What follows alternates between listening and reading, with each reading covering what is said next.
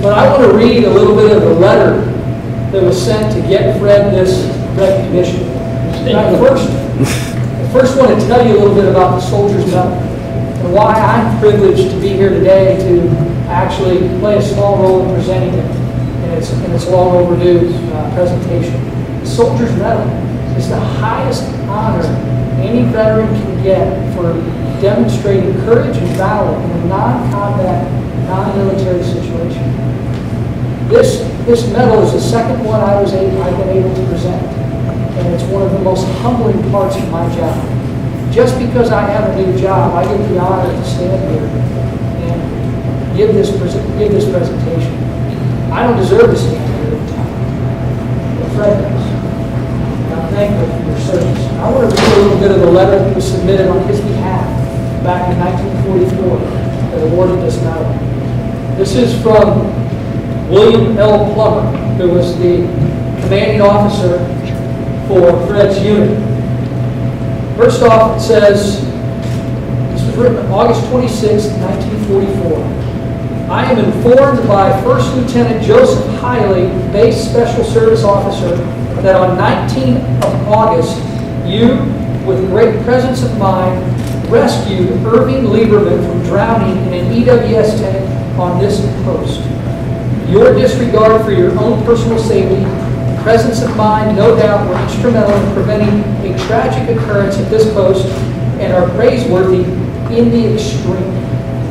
I take great pleasure in commending you for this rescue. This was the letter offering the evidence to award this medal to Fred Stoller. The event happened on August 19, 1944. This commendation was put in 7 days later on August 26, 1944. And Fred was awarded this commendation on October 18th of 1945 and until today has never received his medal. Fred, come up.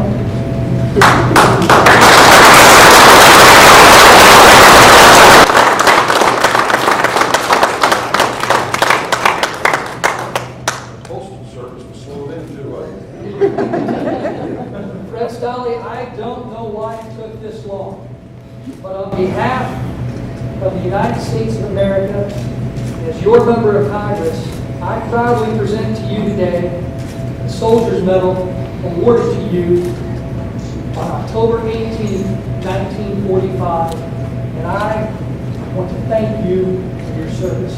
Thank you for your courage. Thank you.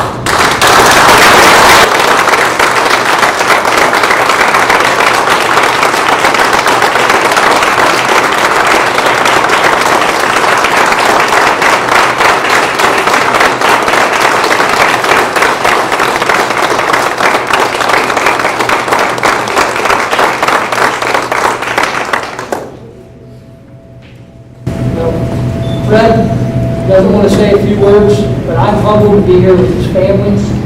And I mean, kids, you should be very proud of your grandpa for the service he provided. It's because of people like him that give us the freedom that you and I enjoy. So God bless you all. Fred, God bless you. Thank you. God bless you.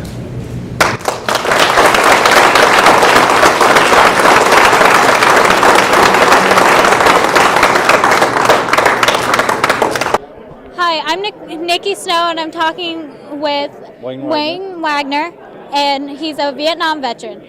What was your job during the Vietnam War? I was in communications, basically a teletype operator and radio operator for the service.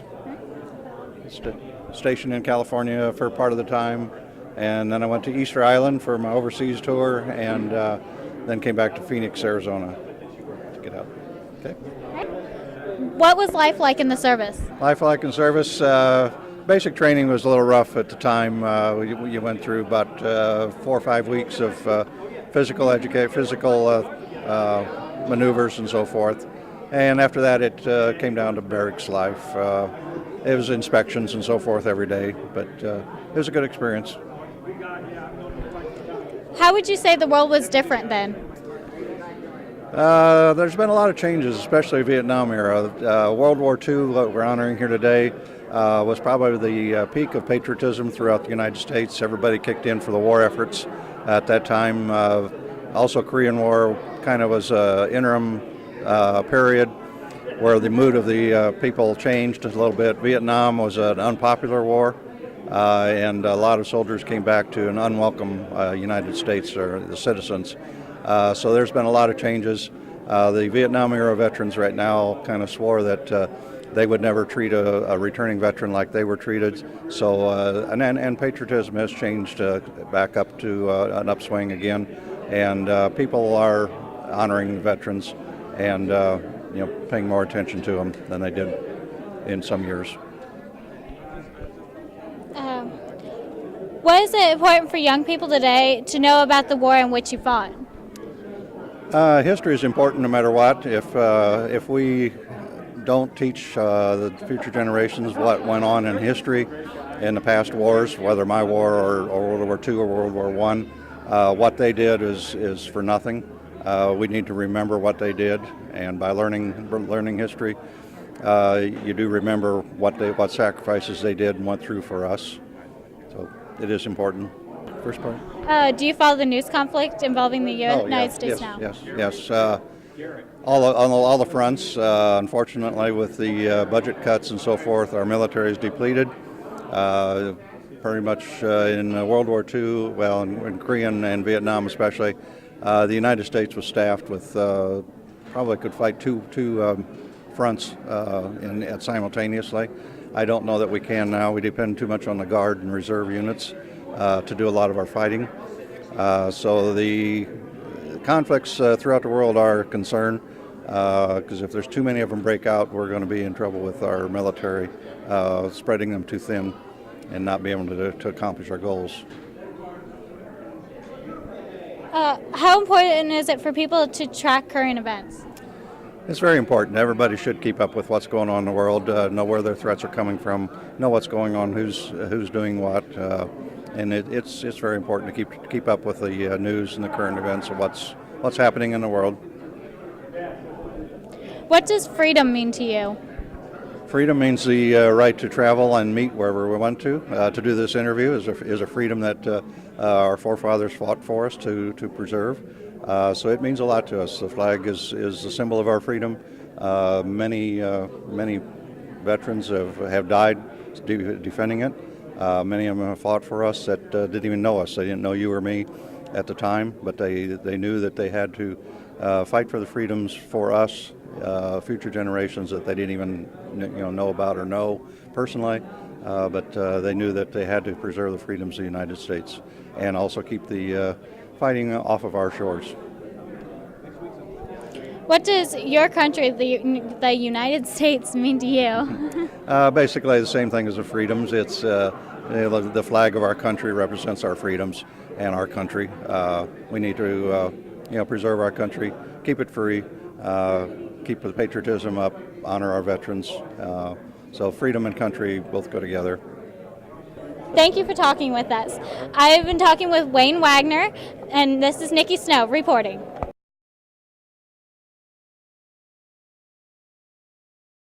Hello, I'm Nicole Snow, and I'm talking with Congressman Rodney Davis.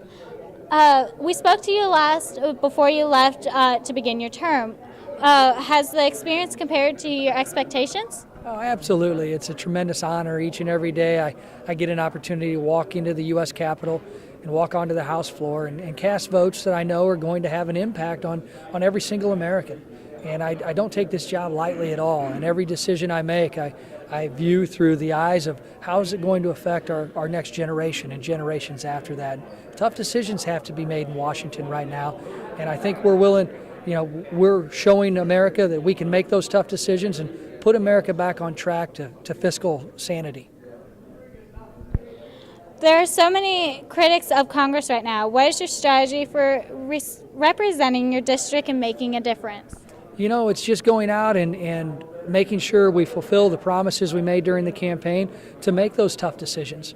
and to go out and ensure that we start to tackle our $16.7 trillion national debt so that my kids and your generation aren't going to be saddled with that debt and decisions made by generations ago. And it's time that America does that so that we don't leave you saddled with a $50,000 bill. What are the top issues you would like to see addressed in Congress? Well, I'd like to see a new farm bill this year, and I'm going to have a chance to sit on that committee to make that happen. That starts in a couple of weeks. We'll be able to hopefully take the agricultural ideas and policies that work here in Central Illinois back to Washington and make that into a long-term farm bill that our farm families need for certainty. I also want to pass a long-term transportation bill so that we can put our trades and labor folks back to work. That's where we'll start to see our economy grow and the true job creation that politicians talk about but seemingly never fulfill. Do you see any new developments for education in this session of Congress? You know, I do. I just introduced a bill just this past week called the Opportunity Knocks Act. And what that would allow someone to do is if they're laid off and they want to go back to school and complete a degree, if they've always wanted to be a teacher, they could go back to school and finish up their degree on their own dime, not on any government dime, and be able to still get their unemployment benefits. Whereas right now, if you don't go through an antiquated approval process, you would lose your unemployment benefits if you went back to school to get training for jobs that are available. That's not common sense to me, and that's why we introduced this bipartisan bill to change that. Here in Central Illinois, unemployment rates are high, including major layoffs at Caterpillar. When do you see improving coming? Well, the improvements are going to come when we help change the policies that have been in place for the last 4.5 to 5 years. Spending more government money to create jobs is not working. So we need to make sure that we need to make sure that we allow our job creators and we allow our small businesses to understand what their costs are going to be when it comes to health care, so they can invest in equipment, they can invest in inventory, most importantly then, they can invest in people.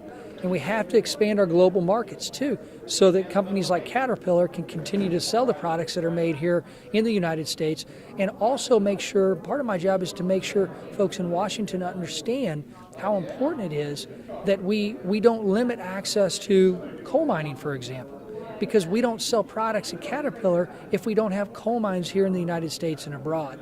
And we need to make sure that synergistic effect is put to the forefront anytime we enact new policies. How are you balancing all the demands on you? Well, I'll be honest with you, Nicole, the lack of family time is the hardest thing to adjust. I have a 16-year-old daughter at home and also twin 12-year-old boys. And my wife does a tremendous job in making sure they get from point A to point B, and my daughter too.